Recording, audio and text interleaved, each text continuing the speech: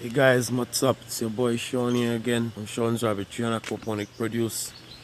This is our first video of the year. I want to say thanks to everyone who supported us in 2018.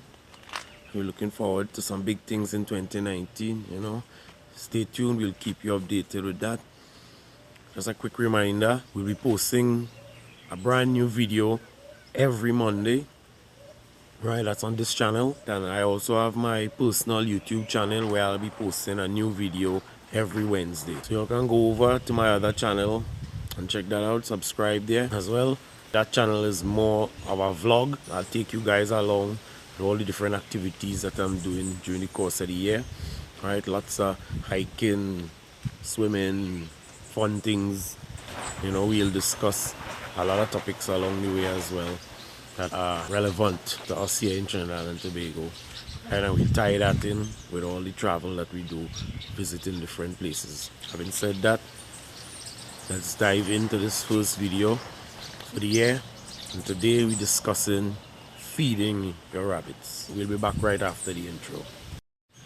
Yeah, we want to say thank you to all the persons who liked and shared our videos, right, helping us to get the word out there. We're also going to be responding to some of the requests that persons left in the comments, some of the topics that you all desired to have discussed. We are also going to be looking to do a lot more collaborative videos. In that I mean we will be visiting other rabbit farms and aquaponics setups so that we can assess how things are going in the industry around Trinidad and Tobago. So if you have a personal rabbitry or aquaponics setup and you don't mind having us feature it on our channel, leave your contact information in the comment section and I will contact you and we will make arrangements to meet up. With respect to today's video, we're going to be dealing with feeding your rabbits. That's the topic for today. Let's get into that. I'll be back with you guys right after the intro.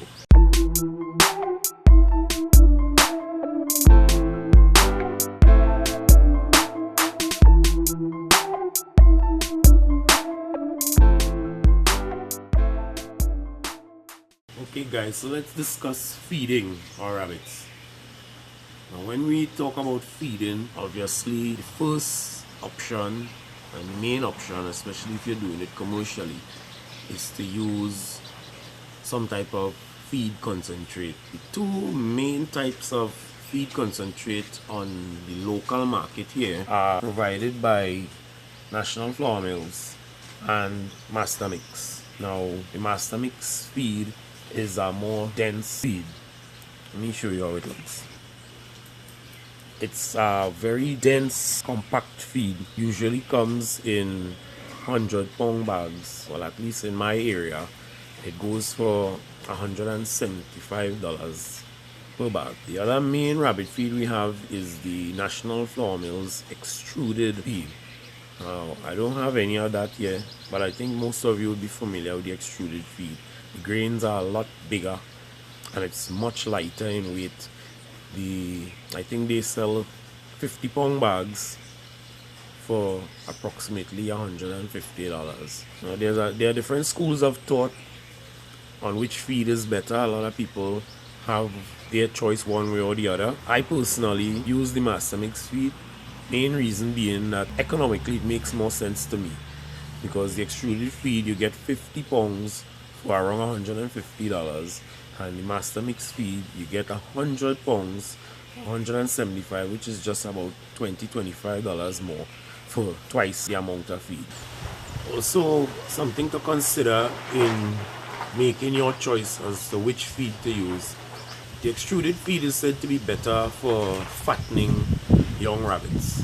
The process that it goes through at very high temperatures, a lot of that fiber that would have been indigestible would have been broken down by that extruded process, so there's a lot more digestible matter in the feed.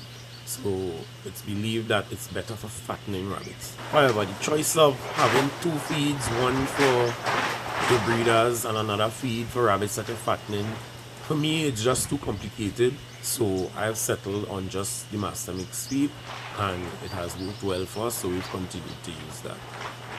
Across the board, we feed all our rabbits approximately 4 ounces of feed per day. What we did initially, we used a scale, we weighed out 4 ounces, then I made a container. In this case, it's a 1.5 inch PVC pipe with a end cap at the end. I just cut some slits in it there to allow any feed dust to fall out. So I cut this to the size that would hold the 4 ounces that was weighed out. So it makes it easier when it's time to feed. I know everyone gets 1 scoop of this filled to the brim, and that's approximately 4 ounces of feed. Our breeding does, however, once they're pregnant, we start feeding them 6 ounces approximately, and when they're nursing, we free feed. Give them maximum amount of feed that they can eat without having too much feed remaining in the pans to be exposed to the elements. Also, on a weekly basis, we add vitamins to our water. We use the DVL rabbit supplement, and we add that to our water tank once per week. Right? There are a lot of different supplements on the market that I know people use. However, I always err on the side of caution, so I use a supplement that was specifically designed for rabbits.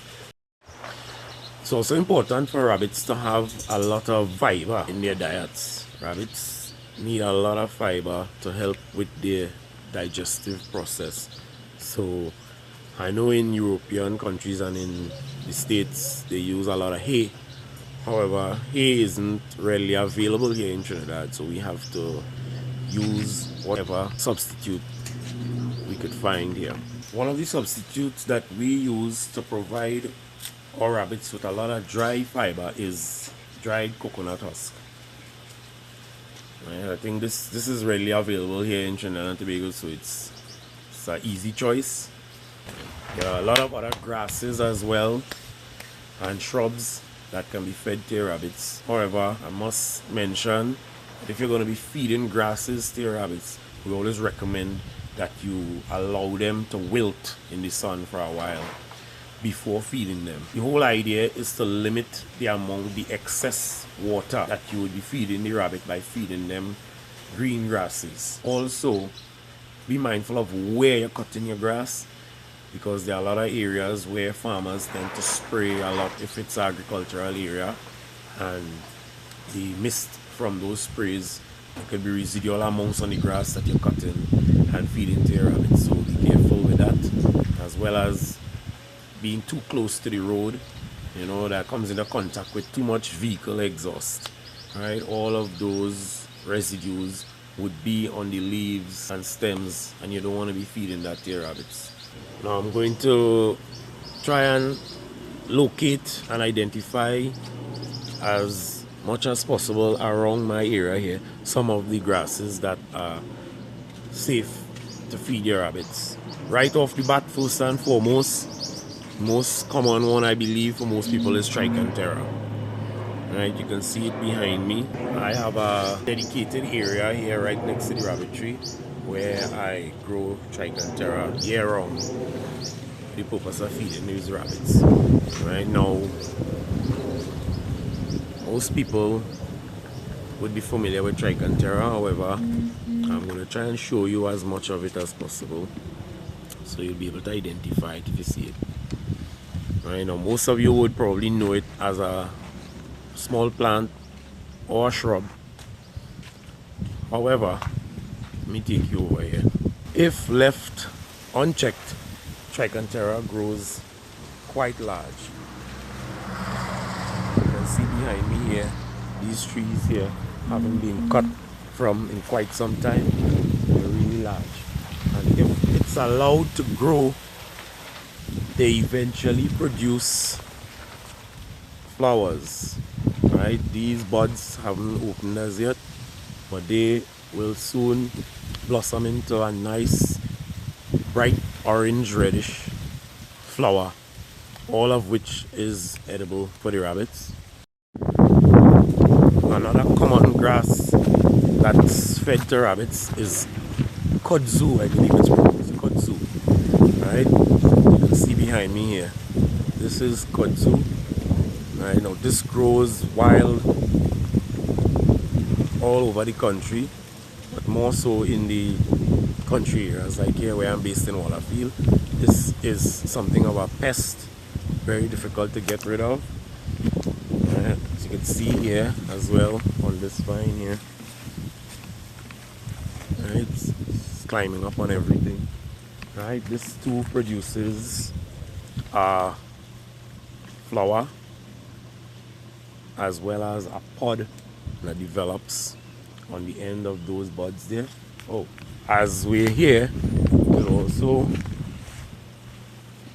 can also look at this option here as well. We have banana leaves. You can feed banana leaves to your rabbits. I use it as a last resort, obviously, but I have a lot of options. I don't know how many options you may have in your area in terms of grasses and shrubs. So if it comes down to it, yes, you can use banana leaves. Another common vine that's fed to rabbits as well is sweet potato slip. Right, there are different varieties of sweet potato, but all of them, the vines are edible for the rabbits, of course. You just need a piece of the slip from anyone, and this grows very easily. So before you know it, you can have a lot of forage for your rabbits. Another common shrub is baji or spinach. This one is the wild variety. It grows all over the area here in Wallafield. This grows quite easily too. If you can get any of these like this that are flowering, once the flowers are in full bloom, you can cut this and put it to dry, and then you can spread those seeds on a bed that you've prepared, and before long you'll have spinach plants that you can feed your rabbits. Another common grass that we feed rabbits from time to time is elephant grass. You can see it. This is it in the back here. See those with the air sticking up in the air there. There's some tall ones in the back there. We have some shorter ones growing here. Paragrass is another grass that is readily available all over. A lot of people use it. We use it primarily as a hay, so I'll cut large bundles of it and allow it to dry, and we feed it dry. We don't feed it green because there isn't much nutrients in it really for the rabbits. It's more of a roughage just to help with digestion. So we dry it and feed it as a hay. Alright, this is what it looks like. Another thing that we have a lot of here in Wallafield is watergrass. I've seen people feed this to their rabbits. I don't recommend it for the simple reason that it's water grass. When you're feeding forages, you want to limit the water content to reduce the risk of diarrhea in your rabbits. So you feed as much dry forage as you can and allow the rabbits to drink whatever water they require. So I don't recommend feeding water grass whatsoever. You could also use vervine. I had to take a little walk to locate this one because it wasn't too close to the house, but this is vervine. Right, vervine, vervain, however they want to pronounce it. Right, it is produce a little flower too, but most of these here are fresh. I haven't seen any flowers on them. Coming back to the vervine plant or vervain, as I was passing, I saw one. As I was walking out, I saw one that has the stem, the little stick with flowers on it. This is how I usually identify the plant. Right, I usually look for the tall stem there with the flowers on it. Right. So this is what it looks like when it's flowering. So those are just some of the plants and shrubs that you can use to feed your rabbits. Obviously there are a lot more, right? Can't touch on all. I mean, there are a lot of other things that we haven't mentioned. Obviously, if you're into agriculture, you can use the vines as well as the pods from the bodi plants, the trees and the pods as well from the pigeon peas plant. Most of your garden vegetables, the leaves and stems, right? I've seen people use tomato plants as well. You can feed the leaves of broccoli and a number of other plants. I avoid pak choy because pak choy tends to have a lot of water in the leaves and stems, as well as lettuce and cabbage. Cabbage being one of those things, one of those plants that contain some enzymes that don't go too well with the digestive tract of your rabbits. So avoid feeding cabbage in any quantity. We have another plant here. I don't know the name offhand, but commonly it's referred to as rabbit meat here in Trinidad. Right? It grows wild all around here in Wallafield. You usually see it at the side of the road. Right? This is what it looks like. It usually produces a white and yellow flower to the top. This is what most people, I believe, cut and feed their rabbits because it's easy to get. It grows wild all over. Last but not least, obviously we live here in the tropics, so we have a wide variety of fruits and vegetables available, not year round but seasonally. So from time to time you can feed things like carrots and mangoes. They love mangoes, right? However, I wouldn't give them too much mango at one time because, you know, we consider about the water content as well as sugar content. Overfeeding of anything, especially fruits and vegetables that are high in sugar and carbohydrates, could lead to overweight rabbits, and we don't want overweight rabbits. So even pomerac, pomsite, guavas, not the seeds, skin, watermelon rind, the skin, not the actual melon itself, right? But like again, I mean, water content is a concern, so limited amounts of that should be fed occasionally. Okay guys, that's it for today. That's it for this video. I hope you guys find the information useful. Obviously I wouldn't have mentioned everything that's edible to your rabbits, right? If you remember anything that I would have forgotten or left out, drop the name in the comment section so that other persons could benefit from the information, or, you know, hit us up and let us know what grasses and shrubs or type of feed that you use with your rabbits so that everyone could benefit from the information. Again, thanks for watching. Remember to subscribe if it's your first time here. Subscribe to our channel, click that little bell so that you'll get notifications whenever we upload new content. Okay, this is Sean Austin again from Sean's Rabbitry and Aquaponic Produce, signing out. See you guys in the next video.